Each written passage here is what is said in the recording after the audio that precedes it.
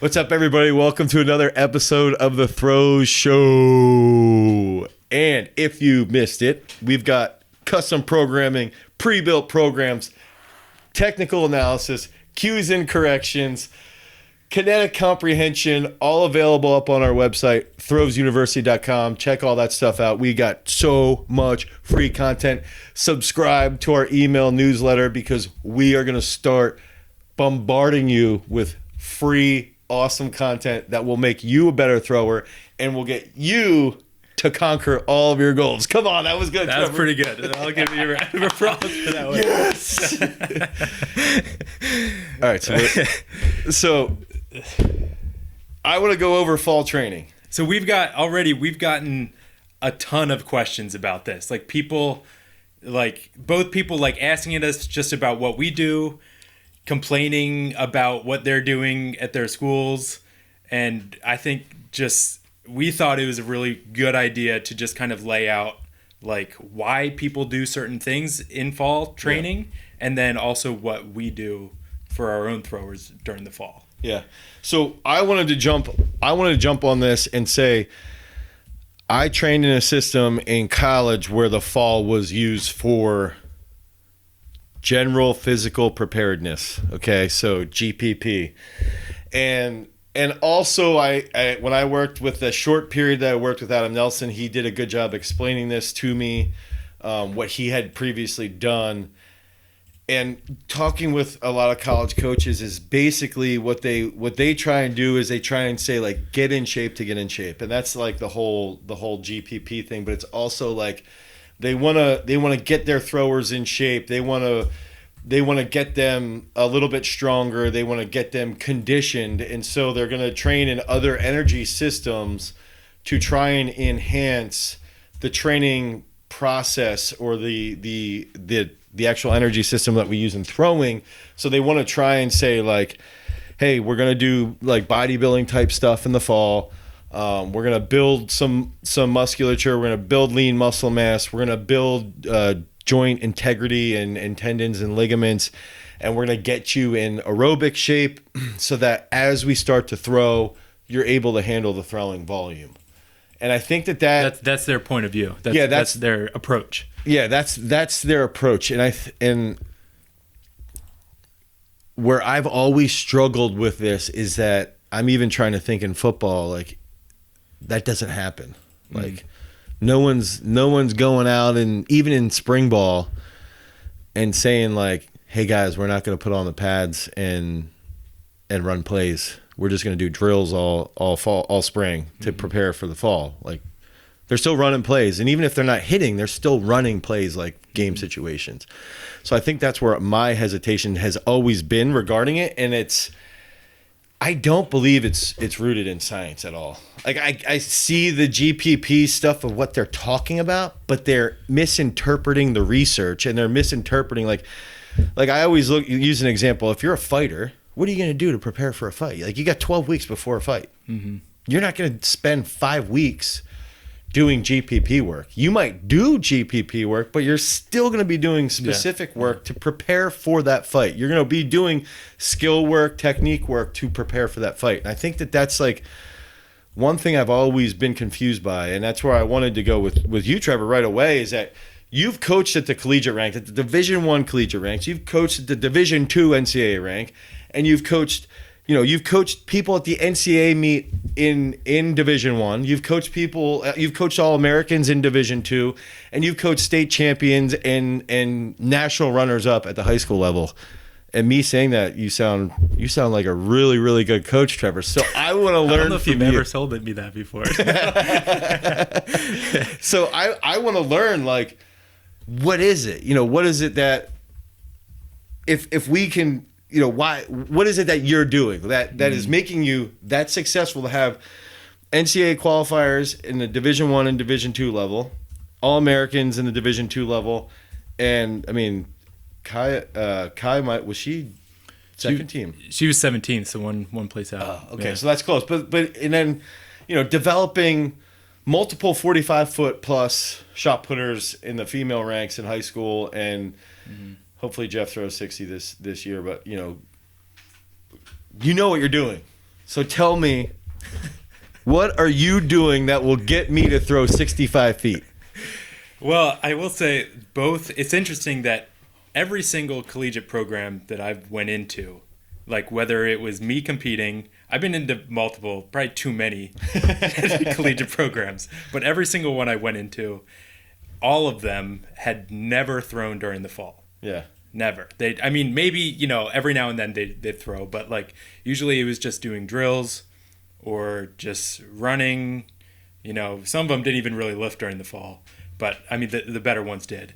But I guess my frame of mind, when I get an athlete, I think, where do I need to get them?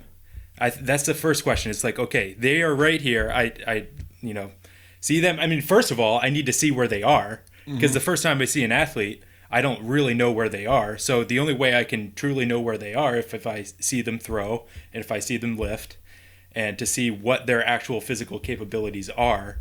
And then I need to figure out, okay, this is what I know about them. Now, where do I need to get them? And really, most of the time, it's not that, okay, I need to get them to be able to run a mile in, 6:50, I don't know, whatever. Right. It's that I need to get them to have for a guy, a 400-pound bench. For a girl, be able to bench, 125 for reps, 75 whatever. to 200, for a high schooler. And really, I need to be able to get them to throw X far, and with that, it's technical. I need them to be able to hit these positions in the circle. I need to get them comfortable out of the back, because they're all over the place, or they're over rotating, or they're under rotating. Yeah. And so it's those goals that I need to figure out basically as soon as I possibly can in the season, or else I have no direction on where I'm going. I'm just spitting. If I'm just automatically putting them into throwing spaghetti at the wall and hoping it's sticking. Yeah, exactly. Yeah, it's just, there needs to be direction. Whatever you're doing, there has to be direction, specific direction for a specific person on where they need to go. Right. And the trouble is that it is way harder than you think it is, and it takes a lot more time than you hope it is going to take. Yeah. And that basically is all culminating into, you need to get started on that stuff immediately, as soon as you possibly can. And that starts, if you're in college and a collegiate system, and even in high school, it's got to start, as soon. I mean, we started in June. The high schoolers finished New Balance Nationals, I think the second weekend in June. They were training by the end of June for that time next year already. And for a collegiate system, I mean, you got to be doing something over the summer, but for the coaches, and I know some coaches in some programs, depending on what division you're in, are restricted during the fall, and your hours and practice hours. But that doesn't mean you can't get started on this stuff. I think what you just said, we have high schoolers training all summer. Yeah, all summer training, throws, lifting, getting better, and they still take vacations and they still take time off. But a lot of college coaches completely check out in the summer. They don't have established lines of communication that are consistent and accountable. Yeah. And so they completely check out because they've got a good job. They got a cool job, right? Yeah. But instead of sitting there thinking long term, they check out and they my guy's going to do what he needs to do in the summertime. Yeah. And he's not. He's 20. He's a dumbass. Like, he's not going to do what he's supposed to do. Yeah. And then they're playing catch up in the fall. Yeah. Yeah, exactly. And I mean, it just comes like, it's not something, I mean, what it comes down to is not something that's easy to do. And it's not something you can do in 4 months. It's certainly not something you can do in 2 or 3 months, which is what most high schoolers get in season training. And like, just the reality is that if you want to be the absolutely as good as you can be, it's going to be a year-round thing. It's things, do runners take off running for 3 or 4 months? Like, they would be completely out of running shape. Right. And it's the same thing. If you take off throwing for 3 or 4 months, when you get back in, you're going to have to rebuild all of that to get back to where you were. Like, I've got all of my throwers basically are really good examples, but specifically Ashlyn. I was just going to bring her up. Yeah. She switched to the spin, glided through, or at the end of last year, she had spun for a while. It was hit or miss in a meet, And so we switched her to glide because to be more consistent. She threw 42 feet at the end of the season with the glide last year. Immediately after basically the first day back, she wanted to train because she wants to get better, and she's a ridiculously motivated athlete. But we switched her to the spin right away. Now 3 months later, this is the point where most people are, a lot of high schoolers aren't starting training, but a lot of high schoolers are only starting training right now. Yeah, or college guys are just barely doing anything. In a span of 3 months, she's switched to the spin, built back up to where her glide was previously, and is even now probably 2 or 3 feet further with the spin, throwing with the spin, than she was with the glide just 3 months ago. Right. And consistently, every single day she's been smashing throws, and she's comfortable with the spin already after only 3 months of training. And now we're in September, and we've still got 6 months to go until the serious season actually starts. Right. So we're going to get all that more on top of it yet. And I think that's something that I think a high school female or male switching technique, if you use that example, I think people need this to sink in, is that you take Ashlyn for an example. She's a glider that's thrown 42 feet, 43 feet, whatever it was, right? Like one of the best in the U.S. She's top 4 in the state of Pennsylvania as a sophomore. She took a little bit of time off, very little time off, comes in, and what's the problem? The problem is she has to learn how to spin, and she has to be comfortable with this new feeling. And that's something that a lot of guys, when they go to college, they're learning something new because they're throwing a heavier shot. Mm-hmm. So they're a little bit behind the 8 ball because they're throwing a heavier shot. The feelings are different. The positions are going to feel a little bit different. The timing is going to be a little bit off. But if they get on that board and they get on that right away, they're going to adapt faster, just like Ashlyn. And now instead of being 3 months behind, they're going to be 3 months ahead. Mm-hmm. And now they can make that transition so much easier because they're getting in shape faster. They're learning the technique quicker. They're getting more reps in a short period of time. And I wanted to make the comparison to, again, I know Tom Brady is my guy. A guy you haven't realized yet. But he's somebody that they even show him in the offseason when he's doing his passing drills with all of his receivers, and he's throwing with a helmet and shoulder pads on. He's never throwing without shoulder pads on. He's always got pads on because that's how he's going to compete. Yeah. And I think that, and he's doing that in May. He's doing that in April. He's doing that in March. And that's the whole thing is that, and if I use Gwiz, he's a world bronze medalist. As soon as they win worlds, he takes 3 weeks off, or worlds happens, he takes 3 weeks off. Guess what? He's back in the room doing live drilling. Mm-hmm. And he might not do it as long as he had been doing it leading into worlds, but he's still doing technique work because that's what it is. We're in a sport that's technically based. Yeah. So you take a high school girl who's just learning how to spin, and it takes her 3 to 5 months to get comfortable with that movement. If we waited until October to do that, well, now all of a sudden she's not comfortable, or she's not making gains really until February or March. Mm-hmm. And then she's hesitant when she's getting into the outdoor season, whereas now she's going to have that confidence set in stone. Yep. And I think that that's even the big thing too, is that if you look at somebody like Noah's got to have a huge year this coming year. He's got to hit 65, 66 meters. He's got to have a huge PR. If we waited until the end of October to do that, we'd be behind the 8 ball. But guess what? Yeah. All the elite guys are still training for worlds.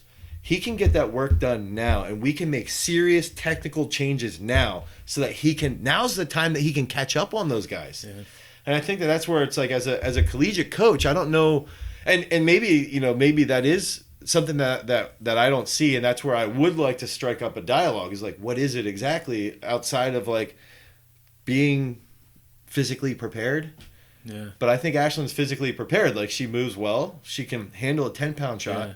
I mean, that's what, like, I always got to keep in mind, is that even, like, we put a lot of value on how much you can bench and how much you can snatch and how much you can clean. But even with those numbers, at the end of the day, it's still how far you can throw. And it's still how you move in the circle. Right. Because there are plenty of people out there who have a massive bench, a massive squat, a massive, clean, and can't throw far. Yeah. So, like, at the end of the day, you need to dial in on what actually matters. And that's why a lot of, like, I guess what I wanted to bring up too is, like, a lot of, and, there are throwers that are overweight, and a lot of coaches come in with the approach that, okay, we need to, get these throwers to lose weight, and how we get them to lose weight is to run. And I think that is the absolute worst approach to take, because you're not feeding. You're breaking them down. Yeah, it's all breaking them down, hurting their knees, hurting their back, and hurting their ego too, and hurting their motivation to actually train and actually enjoy the sport. Yeah, exactly. Yeah. And it's like, okay, you've got a bigger athlete, like get them motivated about training. Yeah, and they're still gonna burn a lot of calories. Teach them how to eat properly. And the most important thing is that, and this is for every thrower, but yes, especially if you're overweight, you can lose a ton of weight by that's all it is. And that's where I think, look at somebody like Kovacs or Krauser or Maggie Ewan, and you're sitting there going like, or Alyssa Wilson's a great example. Mm-hmm. You know, Sam Nennig, the girl from Arizona State, dude, they're not these monstrous people. Yeah. They're fit, muscular people. You can throw far without being overweight if you have your diet in line, and you're going to recover a little bit better. Yeah. But if you're going to someone with the approach that, okay, you got to lose 20, 30 pounds, so we're going to run you every single day, like it's breaking you down so much that you're going to have to rebuild at some point, and then by the time you're not even training. Yeah. You're nowhere. You're back where you started, but just 30 pounds lighter. Yeah. And then when you're at that point, then you need to start the whole process over again. So it's like, why not just start it? Just start it right now. Yeah. Like, train how you're going to train, fix your eating, and I guarantee you will lose weight. Absolutely.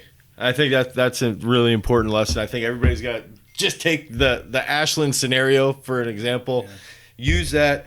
And I want to say, even for a collegiate thrower, Keely did the same thing. She was a glider, threw 48 feet, switched to the spin in a span of 3 months, in a meet threw 46 feet. Yeah. And now she's off to college, ready to start training, and she hasn't skipped a beat. Yeah. And she's in a good situation to continue that momentum rolling into the collegiate level. Mm-hmm. So check this out, or listen to us. Put your comments on YouTube so we can actually discuss this. We can discuss, why our college coach is doing this, why our high school coach is doing this. What is it that maybe we're missing something on, why that fall training is different from our perspective. Comment on this IGTV or whatever we make this Instagram post, so that we can start to understand and have a bigger, dialogue. Yeah, dialogue between coaches. Absolutely. To make changes. The U.S. learn better. Yeah, exactly. So discuss what it is that this problem is, and why things are done a different way from what Trevor and I are doing, and so that we can have a little bit better comprehension. Comment, share, hit the like button, share this on Instagram, share this on Twitter, share this all over the place. Join our email subscription at throwsuniversity.com. Peace.